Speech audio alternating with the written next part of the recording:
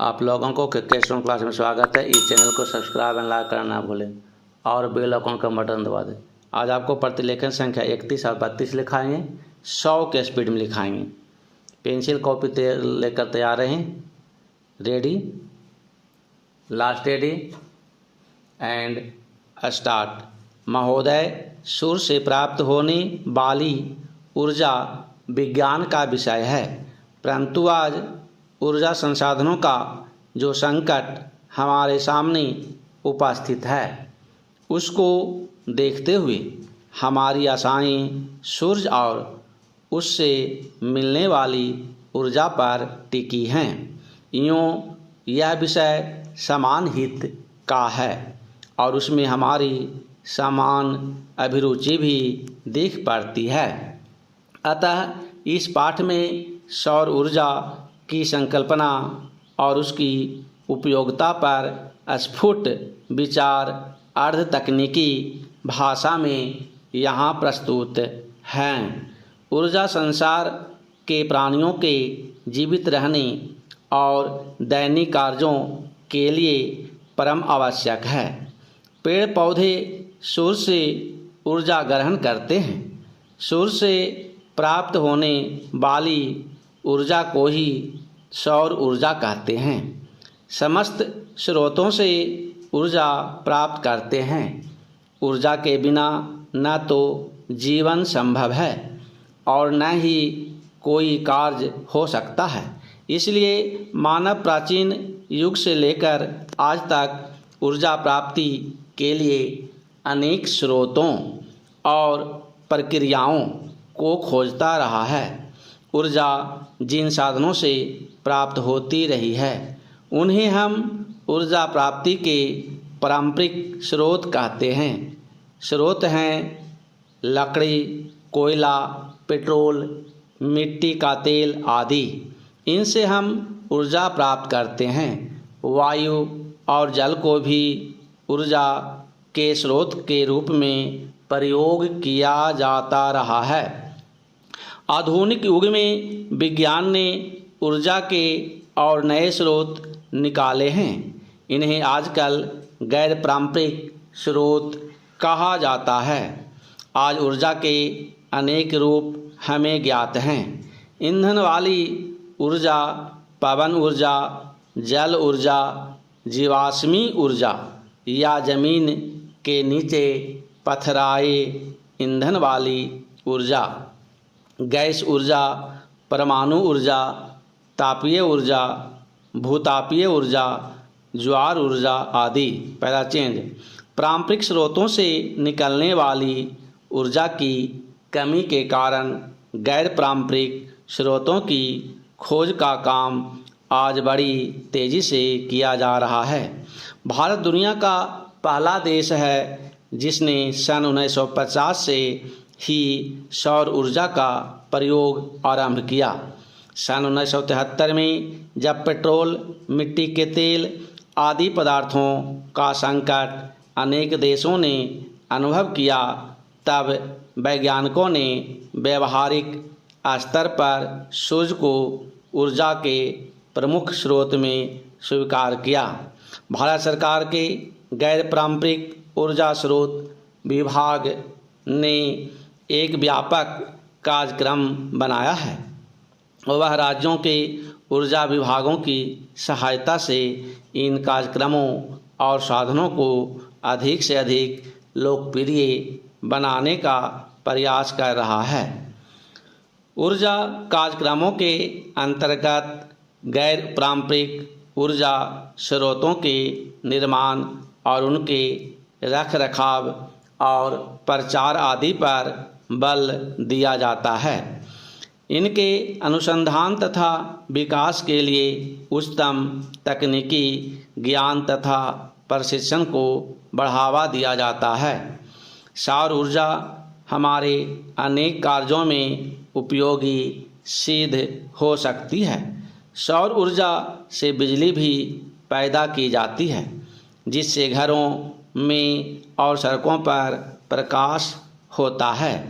सौर ऊर्जा से solar cooker, solar heater, solar dryer, solar refrigerator इत्यादि का विकास राष्ट्रीय भौतिकी प्रयोगशालाओं में हो रहा है। सोलर कुकर संदूक के आकार का होता है जो धूप वाले दिनों में 2 घंटे में दाल चावल आदि पका सकता है। पहला चेंज महोदय, मांस, मछली आदि को भी इससे पकाया जा सकता है। सोलर हीटर सार्वजनिक स्थानों जैसे अस्पताल, होटल, कारखाने आदि में पानी गर्म करने के लिए काम में लाए जाते हैं। सोलर ड्रायर की सहायता से अनाज, तंबाकू, नारियल, इमारती लकड़ियाँ आदि को सुखाया जाता है। अब तो ऐसे सौर संयंत्रों का विकास किया जा रहा है जिनसे समुद्र जल के खारेपन को दूर किया जा सकता है। सौर ऊर्जा से हमारे दूरदराज के गांव भी अब प्रकाश से जगमगा उठेंगे और गांव भी शहरों की तरह सभी आधुनिक साधनों से संपन्न हो जाएंगे। हम भारतवासी सौभाग्यशाली हैं कि हमारे देश से सौर ऊर्जा 12 महीने सुलभ है। हमें चाहिए कि हम सौर ऊर्जा का भरपूर लाभ उठाएं। इससे न केवल पारंपरिक ऊर्जा की बचत होगी, पेट्रोल, डीजल, मिट्टी का तेल आदि के लिए विदेशों का मुंह नहीं ताकना पड़ेगा, बल्कि विदेशी मुद्रा में भी ज़्यादा बचत हो सकेगी। निसंदेह सौर ऊर्जा की क्रांति से सामान्य व्यक्ति को लाभ मिलेगा और देश चहुमुखी विकास का स्वप्न साकार कर सकेगा। चुनाव के पहले की स्थिति से देश गुजर रहा है। देश का लाखों करोड़ों का खर्च चुनाव पर होता है, चुनाव प्रक्रिया पर होता है। अतिरिक्त इसके चुनाव प्रत्याशी भी लाखों करोड़ों का खर्च करते हैं। जन जन तक पहुंचने के लिए, जन नेता बनने के लिए अशिक्षित जनता भीड़ देखती है, दिखावा देखती है, प्रदर्शन देखती है, फिर कुछ छोटे मोटे लालच भी काम करते हैं और जनता गुमराह हो जाती है। ऐसी स्थिति में चुने गए प्रत्याशियों से भला क्या देश का हित हो सकता है। शिक्षित बुद्धिजीवी व्यक्ति चुनाव प्रक्रिया से, चुनाव परिणामों से हताश होकर प्रक्रिया से ही अपने को दूर रखने का उपक्रम करते हैं या करने को मजबूर हो जाते हैं। लंबी खड़ी कतारों में अपना समय नहीं लगाना चाहते। प्राचीन लोकसभा, विधानसभा, पंचायत सभी चुनाव यदि एक ही समय कराए जाएं तो बहुत संभव है।